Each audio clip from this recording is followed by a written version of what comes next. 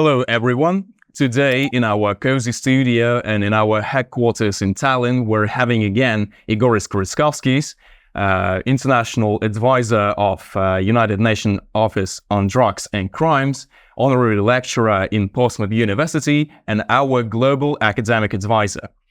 Hello, Igoris. Hello, nice to see you again. Nice having you here. And today we'll be discussing some hot topics enveloped in mystery regarding the new AML regulations of the European Union and the new directive, which is a package in total. We are here in the historical moment when all the three documents were issued at once, and all of them, of course, are enveloped in mystery.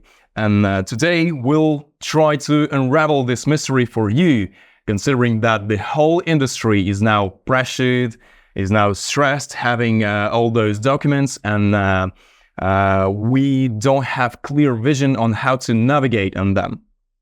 So let's start from the basics.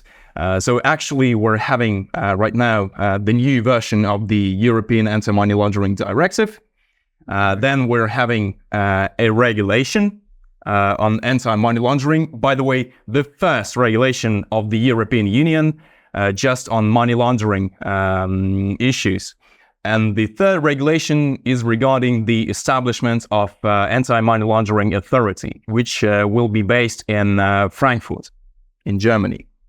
Let's start from the key aspects of all of those documents and the most important ones.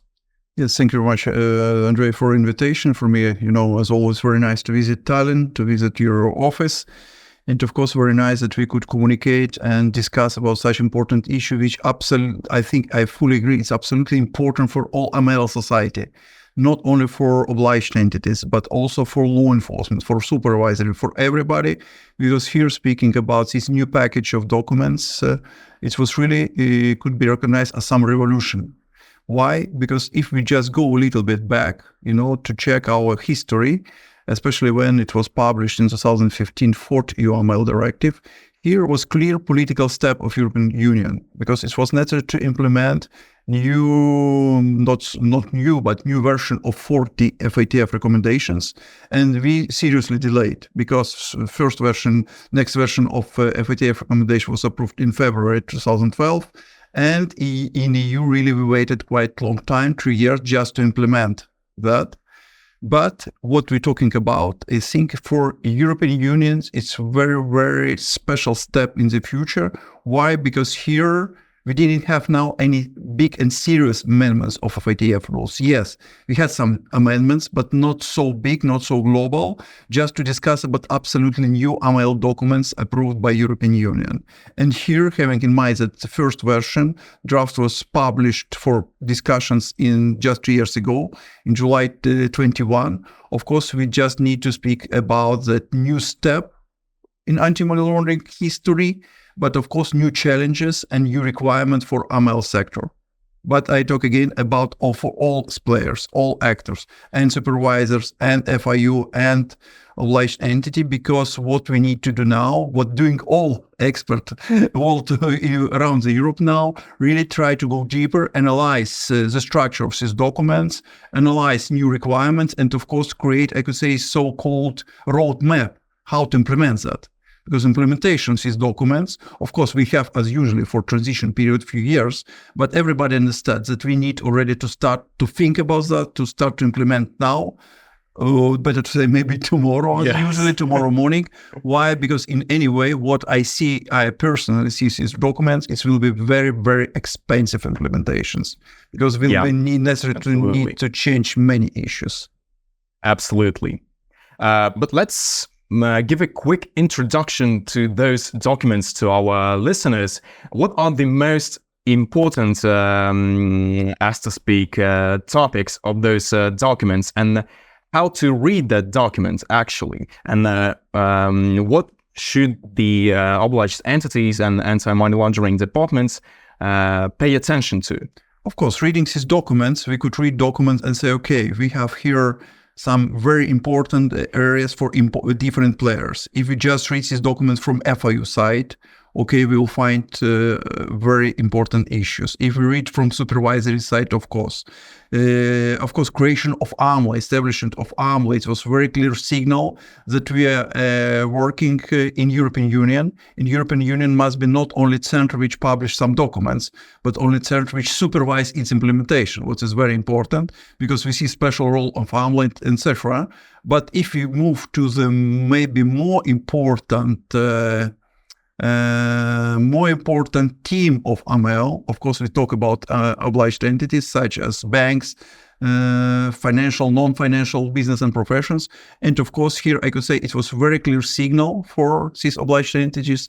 They need really concentrate, they need mobilize, and they need really to develop, as I mentioned before, some roadmap for its implementation if each institution, because we have many new requirements here, which may be not so new, speaking about practitioners, but quite new requirements, because here we have single documents, or we say few single documents where these requirements are formulated. Because before, just as example, if we discuss about, for example, implementation of international sanctions, just as United Nations Council resolution, the Security Council sanctions, of course, it was before different documents, FATF, and EU directive didn't describe implementation. Now we have inside this document. What of course is, from the one hand, it will be very useful, much more easy maybe implement, but from the another side, I could say it will require again additional resources. Yeah, absolutely. And reading those these documents you have here in your hands, it's clearly visible that some of the requirements are already formulated here, but some of them are having a link to the future work performed by AMLA, of course. Some of guidelines we can already implement and think about. We'll talk about them a little bit later, but some of them are, as to speak, linked to the future work performed by AMLA. For example, these regarding the international sanctions, some guidelines that will be issued by AMLA at some point of time in the future. In 2 years. And of course, here we can see some future complexities regarding the establishment of AMLA, because they have a huge amount of work to perform starting from the next year, actually. Will it be possible for them to perform that amount of work, actually, to issue all those guidelines in time to the sector? Or, because we don't have something concrete about AMLA yet. It's not yet established. The team is not yet established as such. As not appointed yet. Yeah, absolutely. But they already have some requirements. Obligations. Yes, absolutely agree with you, because it's necessary to go, maybe let's start to discuss this absolutely new mechanism of European Union tool as AMLA. And I think, yes, because now we receive a lot of questions about that, but maybe talking about obliged entity, I could say maybe let's start first not from AMLA and AMLA function, but probably total majority you will be never meet AMLA. It's mean directly during supervision procedure, because AMLA will be responsible for supervision, but very limited number of obliged entities, probably mostly from financial institutions, etc. And of course, the key task of AMLA will be not only supervision, it's special obliged entities, which as I heard, maybe could be 40 or some things. But of course, so AMLA will be so-called supervisor of supervisors, coordinator, guidance provider for FIU, etc.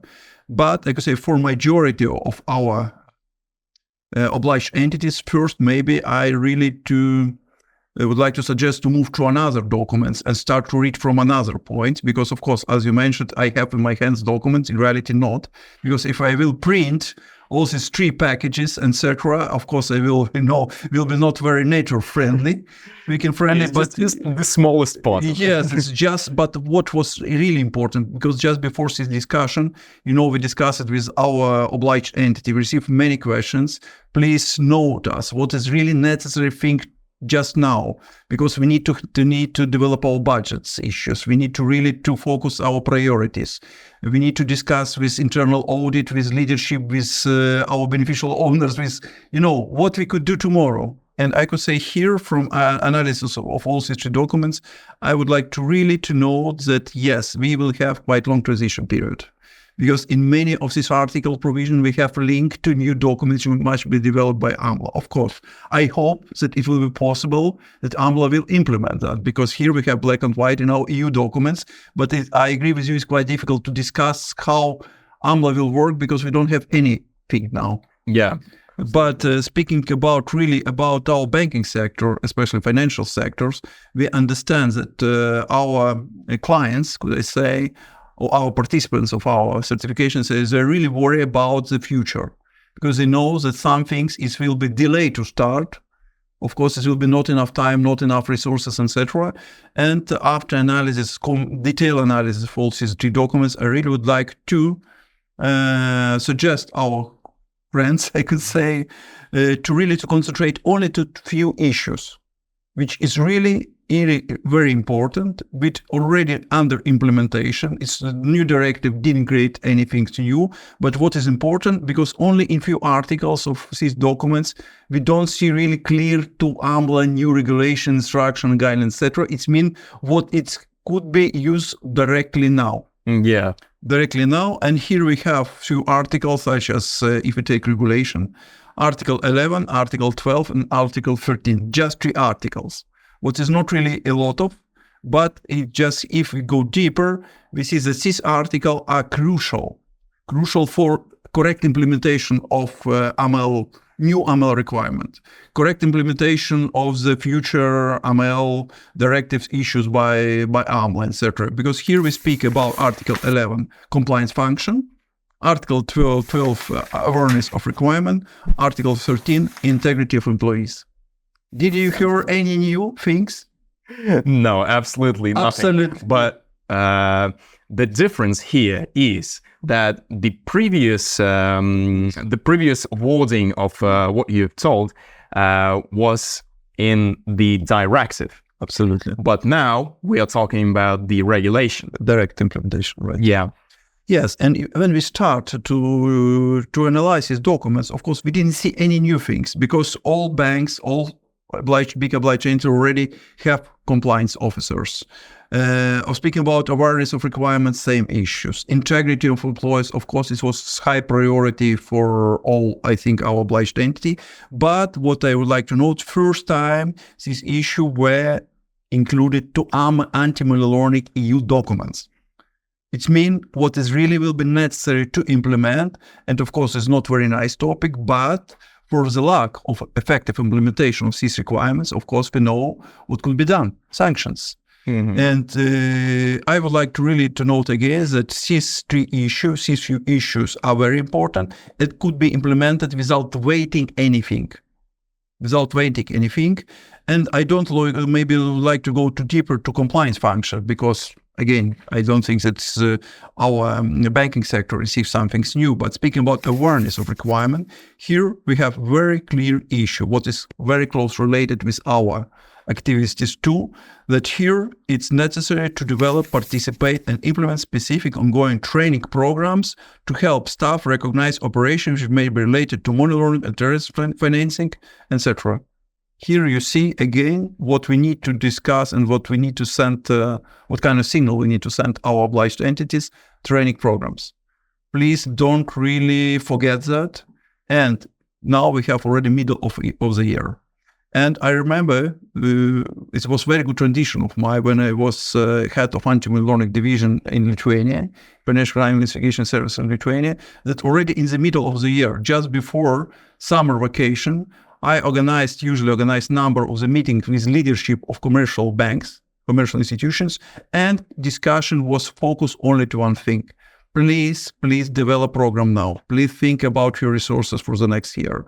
Why? Because without these resources, it will be just impossible effectively implement this requirement. All new FATF, global, European Union. And I was very happy that reaction 99.99% was very positive. And we discussed about leadership of commercial institution, just about priorities. They just really asked me as representative of you, just my opinion about new problems, maybe new risk or what we could do. Why? Because using our discussion, our topics, they fix budget. They fix priorities, they organize all these activities and send clear signal to owners of the banks, or beneficial owners, better to say, that yes, training, it's a very important area, because key element of implementation of all these documents is quality. It's not really, in quality, is not related with number of suspicious transaction reports which you will send. 10,000, 100,000, maybe million. Anyway, the regulator won't process them all. Yes, but now we go deeper to the quality.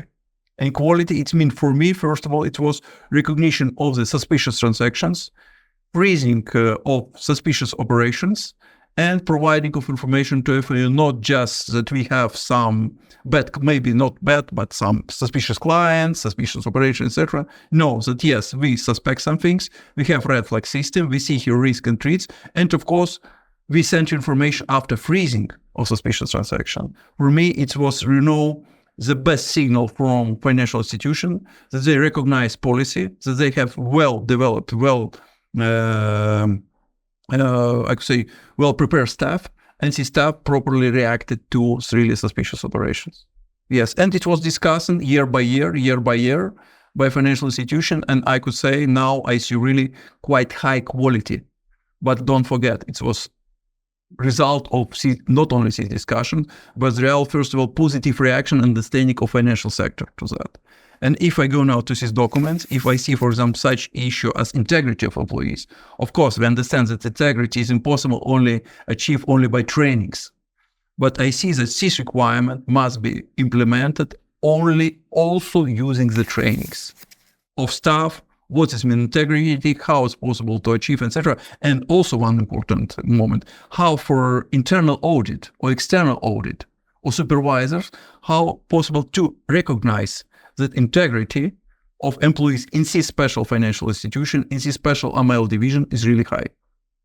Yes, and of course, my first reaction after reading of these big 3 documents, that really please concentrate to this issue, only 3 provisions, but it's necessary to do now because it's very long-term issues and cover all other issues as well, because without that, it's impossible to implement these documents. Yeah, agree, absolutely agree. But if we are talking about the banking sector, for example, then probably they have already established some sort of compliance culture, code of conduct, and everyone in the organization should follow them. That should be mentioned every time during the ongoing training, that it's important to follow the code of conduct, code of ethics, to follow that integrity value. But if we are talking about the new players, for example, the crypto companies that are also obliged entities, then they may have, as to speak, less awareness of the integrity issue. What to do? Yes, here I could agree with you, because because virtual assets business was started many years ago. But until now, we see quite serious challenges here, quite serious issues, which always ask many countries to include this sector in high risks. Because I know personally, I analyzed many reports of national risk assessment of terrorist financing and money laundering, and practically 99% virtual asset service providers are included until now in high risk zone or red zone. What it means? It means that this business, unfortunately, but quite many years working in could say gray zone or not regulated zones. Of course, here was not a reason for many of these players to create high level culture, high level integrity culture, etc., etc. And now we try to take this sector back, take out, I could say, from this gray zone, and to decrease risk, minimize risk, etc. But it's possible only developing of high-level integrity and compliance culture. And I absolutely with you agree that if we discuss about financial sector and virtual asset sector, having in mind that implementation in the near future, such regulation as MiCA, etc., I could say for me personally, probably now I could say, leadership of virtual asset service providers must be really worried about that and really need to really go very deep to develop this roadmap. Of course, maybe using good examples, good best practice from financial sector. But I fully agree with you. These issues for our virtual asset service provider, of course, now are very, very high importance, I could say. Yeah, and not only virtual asset service providers, also other fintechs, for example, electronic money institutions that are young, not so mature players like the banking, like those from the banking sector, and also we're having new regulated sectors such as football agencies and etc. But yeah, it's not the near future. It's from 2029. Yeah. From 2029. But anyway, the regulator and the European Union is paying close attention to new sectors. And yes, absolutely. Not only, but now if we speak about regulator already, I could say, they set on board, establishes the document. But now speaking about implementation, I think it will be a lot of challenges too for such certifications and for training institutions, etc. Because these institutions need to integrate all these issues in own programs, to integrate programs or develop new program, better to say, for new actors. For example, for football, because just now we need to discuss about that. Because, for example, personally, me now, yes, I am fan of football, some teams, but I don't have any understanding how we could develop some AML program for this business. We need to also discuss about that. And I could say now, from yesterday, after these documents were approved properly, it's not only issues, not only challenges for, as we mentioned before, for FIU, for supervisors or obliged entities, but in first line, challenges for our sector, for AML certification, for AML training, etc. And here we need to be one step forward, because we need to bring this knowledge to our clients. Absolutely. That's why we partner with the technology solution providers, with the universities, to have that practical insight from the hottest. Absolutely. Because what we need really to provide sectors new knowledge, and we already need also, because of course we started already discuss a few years ago when this package was published. First of all, draft. But we know how it's the development of this legislation, because how it could be big different, because first version of draft and final document. But anyway, we already concentrated on that, working with different sectors, and we already have serious plans how to implement that. But in any way, only after documents were published, we already saw how many links we have for the documents which not exist yet. Yeah, AMLA regulation, etc., because also this issue a little bit stop our work as well. Because it's important to tell to what's happened tomorrow, because we don't know, we don't have these documents in our hands. But speaking about strategic issues, global issue, I could say horizontal issues, yes, we see very clear signal from our decision makers, from lawmakers, European lawmakers, where we really must concentrate. It means compliance and integrity. And of course, it will be done. Absolutely. That's because you develop your compliance programs, you decide which technologies to use, you decide which next steps to take. Who decide that? The people working in your organization, and the people build actually those compliance programs. If they are not trained properly, if they have poor compliance culture, if they do not follow the code of conduct or the code of ethics, then it's really challenging to implement and create these programs. So actually all the players, all the obliged entities should think about that right now, to have this time before, to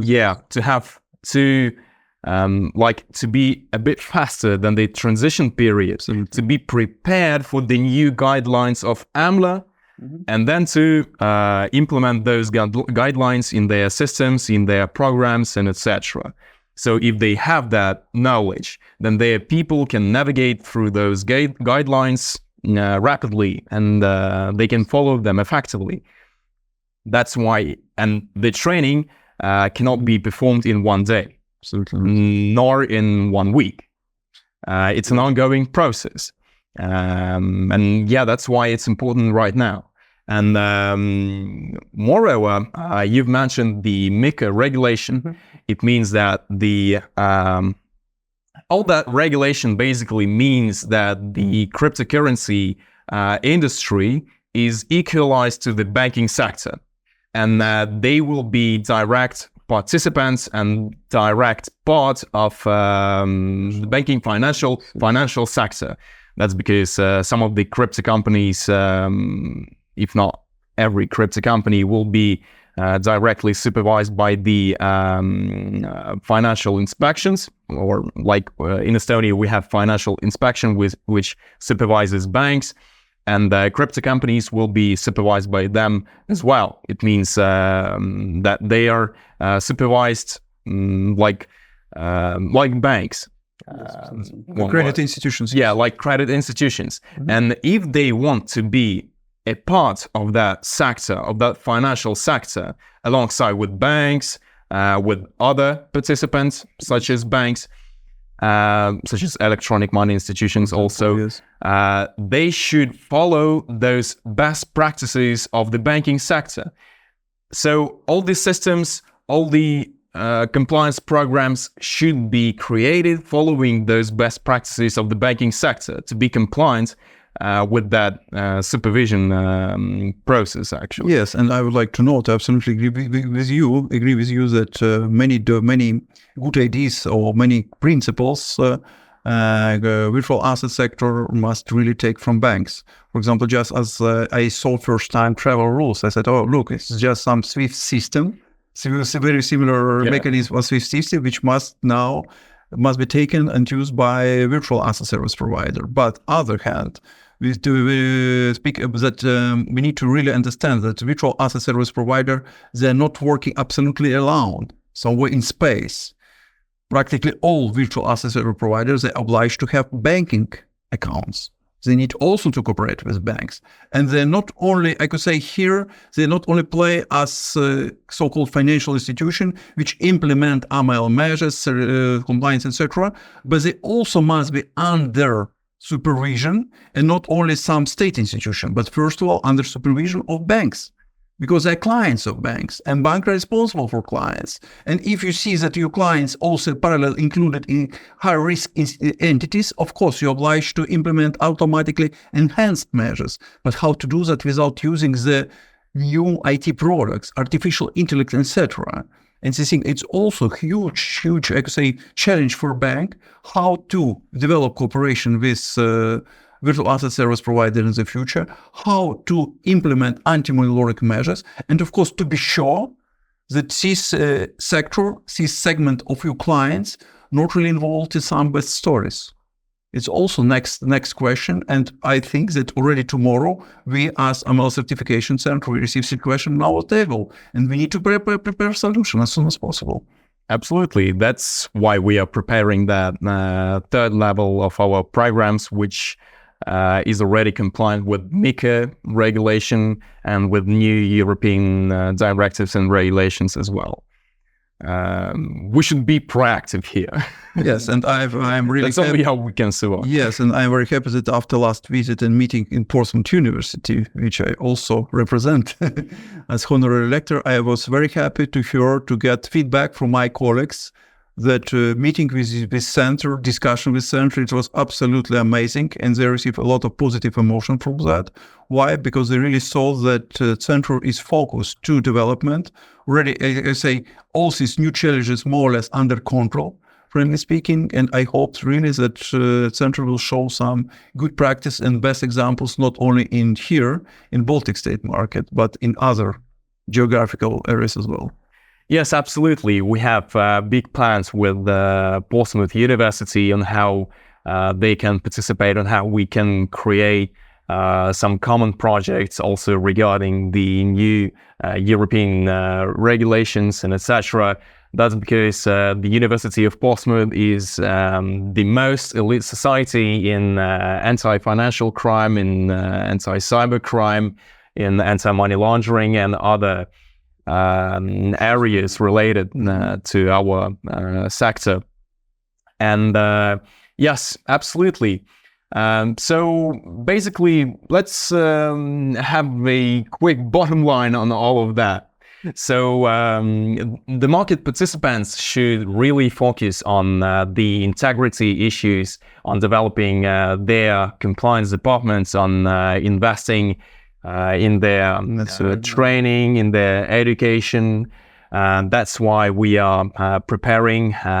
Just let me quickly announce our new third level of certification programs targeted to heads of departments, to AMLA rows, to higher level managers of AML departments and senior specialists of those, which already includes some insights on AMLA, on MiCA regulation as well. We'll launch them for a few jurisdictions. By the way, they will be jurisdiction and industry specific. Certification programs will launch for now for cryptocurrency providers, because it's more relevant right now for them to have such training and such information. And we'll be navigating closely the development on the establishment of AMLA, on the AMLA issue. Regulation, new regulation of AMLA, the new regulation. We see number of these regulations, maybe 20, maybe more. But anyway, it will be key documents which regulate implementation. Absolutely. Yes, that's why we will look at them at all the process with our partners as well. We'll look closely on how all that develops and which new insights we can have. We'll absolutely add them to our training materials as well. So in order to prepare the industry as effectively as possible for the future challenges, because they are not so future. Basically, we can already see some of the challenges from the next year, starting from next year. Okay. Thank you very much for invitation again. And thank you very much, Igoris. See you soon. Bye. Subscribe and like.